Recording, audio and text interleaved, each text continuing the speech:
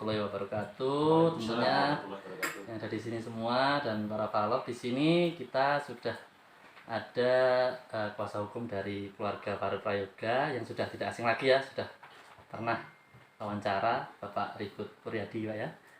Dan Bapak Aris Prianto. Bapak Aris Prianto ya, Bapak Ribut Puryadi dan Pak Aris Prianto ya. Sehat-sehat Pak ya. Alhamdulillah. Dan di sini juga ada idola kita Farel Prayoga. Sehat Rel?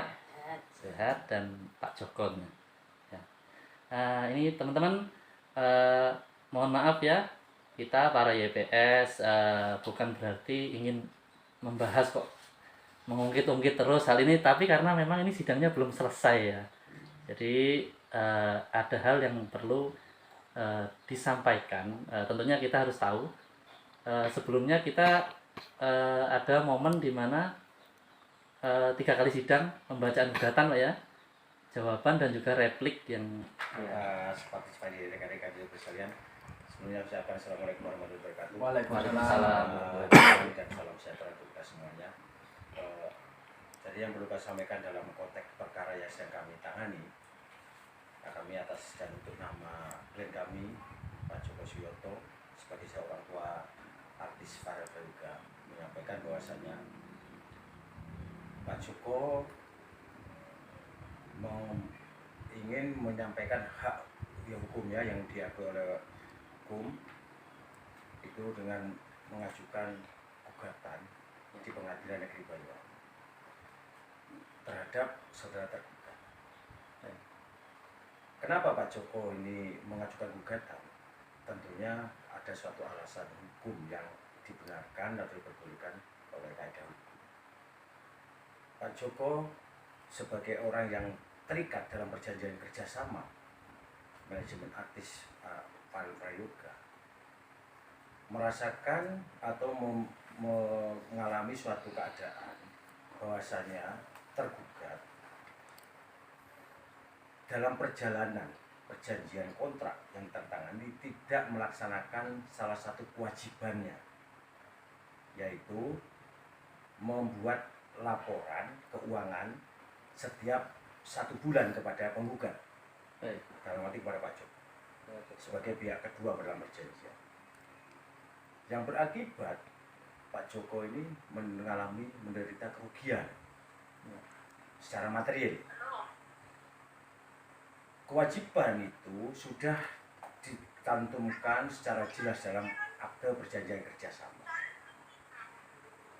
Seharusnya apa yang menjadi hak dan kewajiban yang telah disepakati itu harus dilaksanakan secara sukarela oleh para pihak. Klien kami artis Farel Prayoga sudah melaksanakan semua kewajiban sebagai apa yang diperjanjikan. Tetapi dalam pelaksanaan kontrak ternyata dari pihak tergugat, dari waktu itu pihak ke-1 dalam akte perjanjian kerjasama tidak melaksanakan kewajiban tadi yang saya sebutkan. Tidak membuat laporan keuangan setiap 1 bulan kepada penggugat. sehingga menimbulkan Hal ini berakibat apa? Karena tidak ada laporan keuangan, tentunya hak dari penggugat yang sebesar 70% dari keuangan atau penghasilan saudara Farel Prayoga kan tidak menjadi jelas. Terkait ketidakjelasan ini Pak, saya memang bisa tanya ke Farel ya. Pernah nggak mengkomunikasikan secara baik-baik sebenarnya ke pihak tergugat Rel? Pernah, waktu itu bahkan kita pernah ketemu, ada Om Rais, ada saya, ada Bapak, kita pernah nagih waktu itu. Kita pernah nagih beberapa kali, itu ada yang di TF, tapi itu enggak semuanya. Belum semuanya. Ya, itu kan terus bilangnya tuh besok saya TF ya, besok saya TF itu sampai 3 bulan lah, sekarang belum di TF. Oh iya. Tapi dengan adanya jawaban besok saya TF, pihak tergugat juga menyadari bahwa itu kewajibannya Pak ya, menurut Bapak Ribut ya. Pihak kedua maksudnya? Pihak tergugat sebenarnya tergugat seharusnya nggak usah menyadari, memang itu sudah diatur dalam perjanjian. ya, dengan jawaban ke Farel tadi kan besok saya transfer berarti kan oh iya benar ya. Jadi memang itu haknya dari Farel Prayoga, 70% dari penghasilan itu kan haknya Farel. Itu kan seharusnya diberikan. Nah, diberikan itu dasarnya apa? Kan dasarkan laporan keuangan. Tentunya kan dalam 1 bulan itu ada berapa job, iya kan? Iya, iya. Berapa nilainya, dikurangi biaya-biaya. Seperti kalau misalnya seperti itu buat laporan kan seperti itu. Jadi yang pendapatan bersih itu kan dibagi Ya, 70, 30 kan begitu. Nah ini kan nggak dilaksanakan. Sehingga pada waktu gugatan kami ajukan, itu nilai yang tidak diberikan oleh kepada klien kami itu sekitar kurang lebih hampir 100 juta.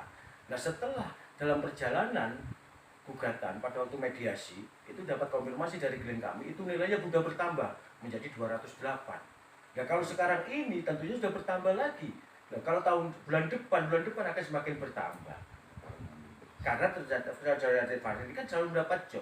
Nah, ini kalau sampai hal ini kondisi ini seperti dibiarkan semakin besar kerugian yang diderita oleh klien kami.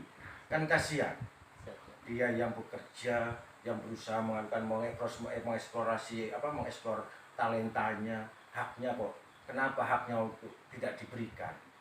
Nah, di dalam jawabannya. Nah, ini saya tanyakan supaya berimbang kan ada jawaban ya. Dalam surat jawaban tergugat yang disampaikan secara elektronik, kami membaca penggugat tidak secara tegas menyampaikan sudah atau tidak atau belum membuat laporan keuangan.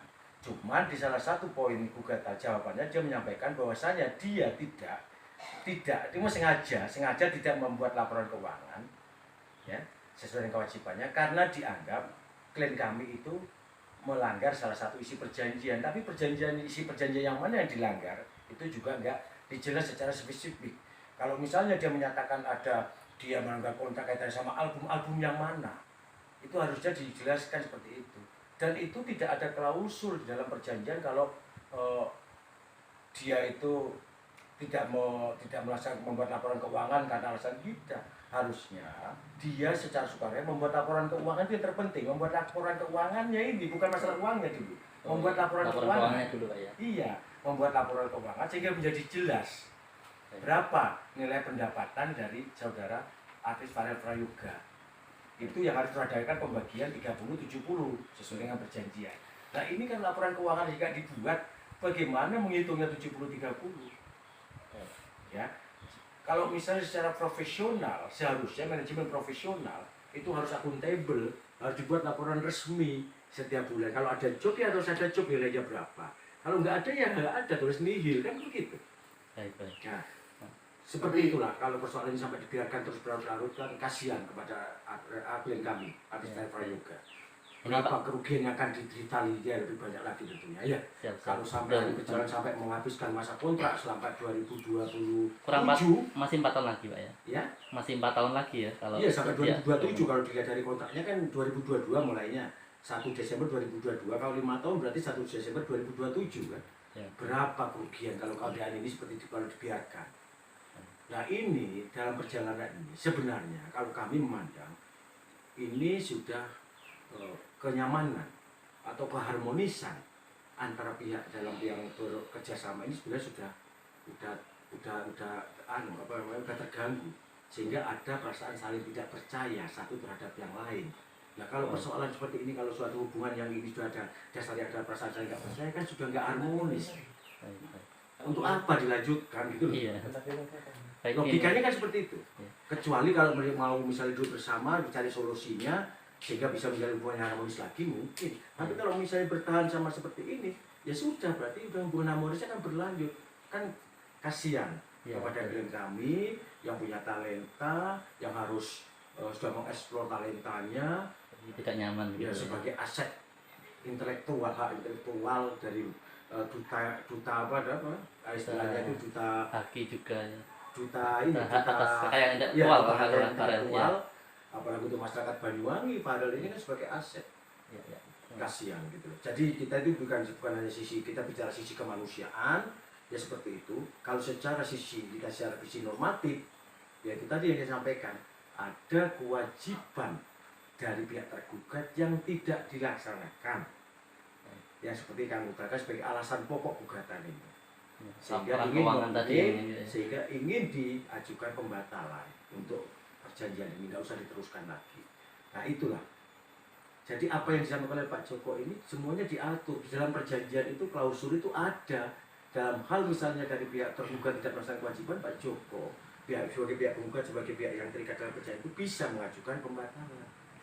Dalam hukum pun diatur juga, bisa dalam perjanjian dilakukan orang dewasa jika salah satu pihak ini, orang dewasa ini merasa dirugikan, dia bisa mengajukan pembatalan terhadap perjanjian yang diadakan. Siap. Nah, ini tadi saya lihat Pak Joko juga mau ngomong kayaknya. Ngomong apa tadi, Pak? Kemungkinan yo kalau dari awal seandainya dia itu transparan, antara 30-70 ya nggak mungkin sampai begini, mungkin sampai Jadi- persidangan. Jadi persoalannya di transparansi di awal. Seandainya dia jujur lah kasarnya, Iya. dia ono wis Iya. Mungkin nggak sampai nggak sampai. seperti ini, Pak ya. Ya, jadi saya tegaskan lagi. Jadi ternyata dari pihak tergugat dari jawabannya itu sengaja tidak membuat. Iya, saya baca di Radar Banyuwangi. Dia sengaja tidak membuat laporan keuangan sehingga dia punya hak untuk menangguhkan Iya. pembayaran kepada artis. Baik. Dan itu tentunya dijawab juga dalam replik yang kemarin, Pak. Jawab dalam Iya. replik. Apa itu, Pak, jawabannya? Kalau kami menyatakan dia tidak ada klausul, kan sudah bilang tidak ada klausul bahwasanya dia itu tidak membuat laporan keuangan tanpa alasan itu.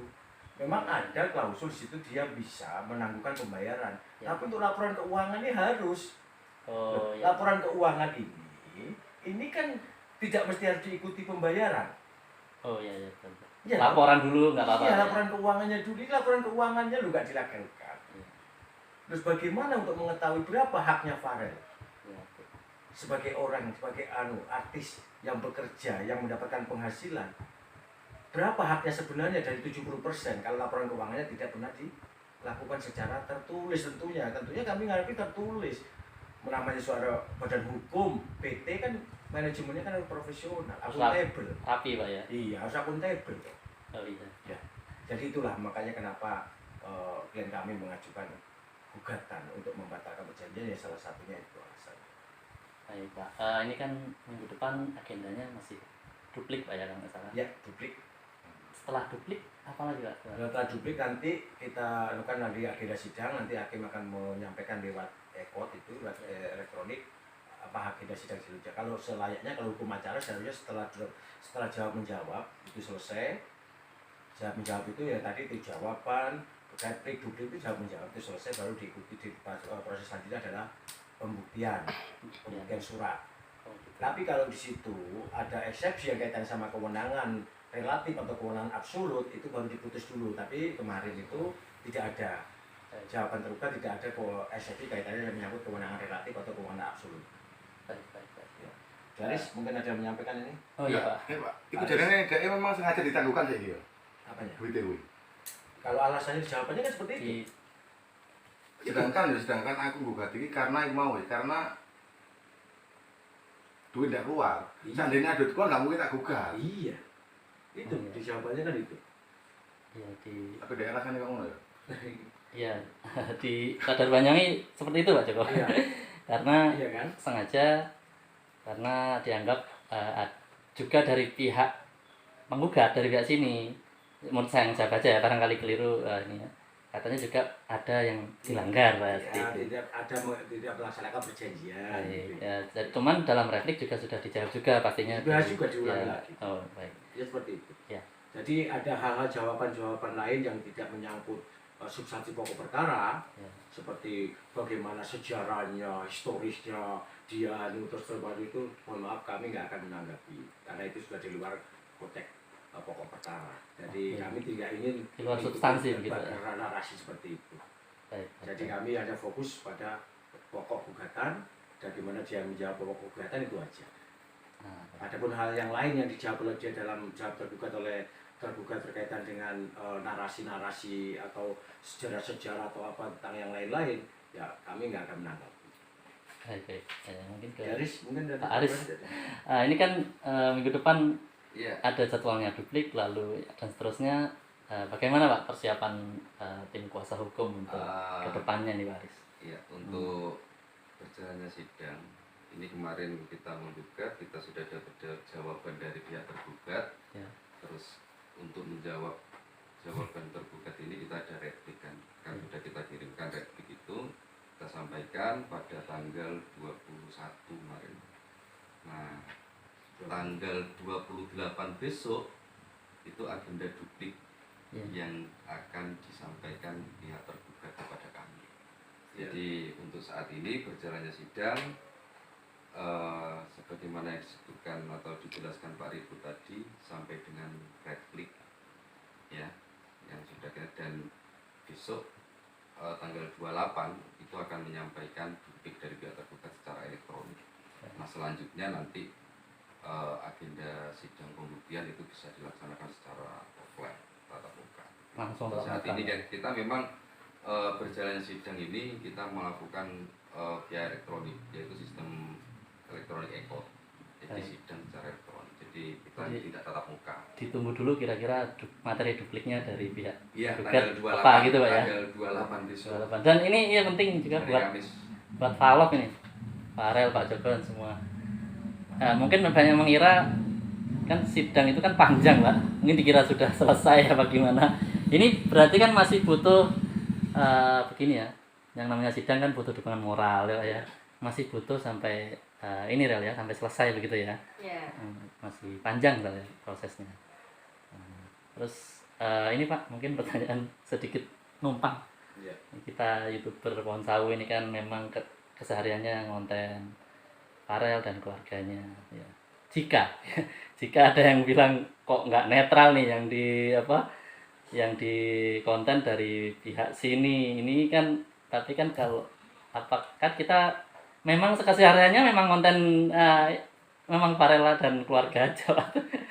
Itu apakah saya kalau bilang saya kan punya hak untuk ibaratnya ya konten di sini aja, itu kan bagaimana Pak? Apakah benar seperti itu Pak? Ya kalau menurut kami sih ya, yang namanya YouTuber yang konten itu kan dia menyampaikan apa yang disampaikan oleh narasumber langsung. Iya. Iya toh. Yeah. Kan tidak menanggapi apa yang disampaikan oleh narasumber. Kalau menanggapi itu nanti menimbulkan opini atau tendensius keterpihakan. Tapi kalau tidak menanggapi, ya apanya yang mau ditanggapi langsung dari sumbernya yang menyatakan. Iya, bukan kami ya yang ngomong ya. Iya, itu tentunya ada dari pihak-pihak seperti apa yang ada yang apa namanya, ada juga itu yang bagian untuk menanggapi, kan ada. Kalau menanggapi itu misalnya sifatnya berdalam kecenderungan atau memihak atau menyudutkan satu lain, itu namanya ada keterpihakan. Tapi kalau dengan yang disampaikan di dalam ini konteks yang sekarang ini, dia menyampaikan apa langsung menyampaikan kepada masyarakat apa yang diberikan pada kami langsung, apanya yang terpihakan. Iya. Dan kalau misalnya dari pihak yang merasa ya kok enggak ya silakan ngundang YouTuber sendiri juga harus untuk menyampaikan apa versinya. Sebenarnya kami pun tidak masalah kalau dianggap berpihak, karena memang ya memang kami setiap harinya mendukung Farel. Yang penting begini, YouTuber yang baik itu begini. Jadi dia itu meliput atau menayangkan sebagaimana fakta dan peristiwa hukumnya. Nah ini kan yang dilakukan seperti itu.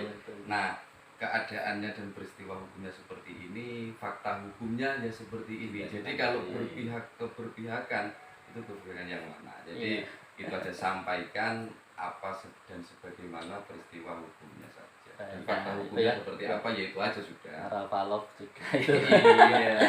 Bahwa ini memang perlu dukungan ya dari pihak keluarga Farel yang mohon didukung, dan kalau dari pihak kami ya seperti itu ya, seperti dijelaskan ya, kita memang kesehariannya konten di sini ya. Oke Pak, mungkin ini ada perlu kami sampaikan sebagai ya itu bahwasanya hak perjuangan hak yang dilakukan oleh adik kami ini ya, tentunya kami ingin mendapatkan doa dan support masyarakat, khususnya pada Farel Lover ya. Ya, kalau mendapat doa, dukungan, mudah-mudahan apa yang diperjuangkan oleh Farel ini memberikan hasil dan kebaikan. Amin. Akan begitu ya Allah Subhanahu wa taala. Amin. Menjadi haknya. Amin. Itu aja. Dan kepada pesan saya juga kepada klien saya, bahwasanya ada persoalan ini tetap berkarir, tetap semangat, jangan terpengaruh dengan persoalan ini. Biar kami sebagai tim penasihat hukum yang akan berjuang di pengadilan. Baik. Jadi untuk Farel tetap Tetap semangat ya, Rel. berkarya. Tentunya Berdoa, insya Allah jaga tidak kesehatan. akan terpengaruh ya Rel ya. Ya, aman. Aman ya.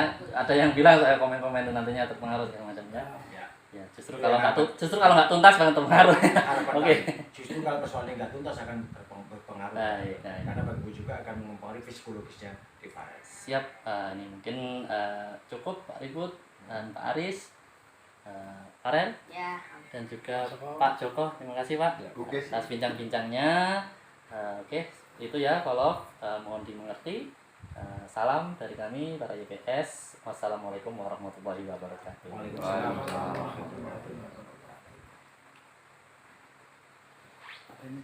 Siap. Sebentar deh, bentar ya. Anu ya.